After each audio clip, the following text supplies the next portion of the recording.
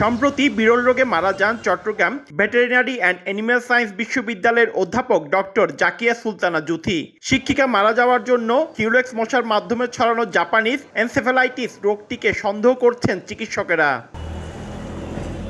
এসব মশা বুনো শুকুর ও পাখি থেকে ভাইরাস বহন করে মানুষের শরীরে সংক্রমণ ঘটায়, পরে তা মানুষের মস্তিষ্কে ছড়িয়ে রোগীকে দ্রুত কোমায় নিয়ে যায়। এই ভাইরাসটা মশাবাহিত। মশাটা সাধারণত পিগ অথবা ওয়াটার বার্ড যে আমরা বলি ওগুলো থেকে আসে।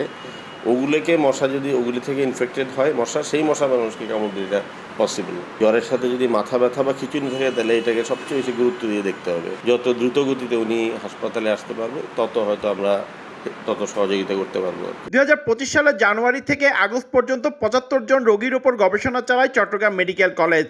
এর মধ্যে 18 জনের দেহে এনসেফ্যালাইটিস ভাইরাস পাওয়া যায়। তবে গত 2.5 থেকে 3 বছরে 3 জন বিরল জাপানিজ এনসেফ্যালাইটিস রোগে আক্রান্ত ছিলেন বলে সন্দেহ করা হয়। থাউজেন্ডস অফ ভাইরাস আছে, তার মধ্যে একটা মাত্র ভেরিয়েন্ট হচ্ছে জাপানিজ এনসেফ্যালাইটিস ভাইরাস।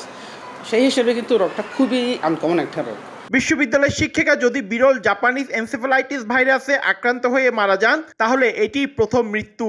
বিশেষজ্ঞ চিকিৎসক ও সিটি কর্পোরেশনের টিম এ বিষয়ে গবেষণা ও সমস্যা সমাধানে কাজ করছে।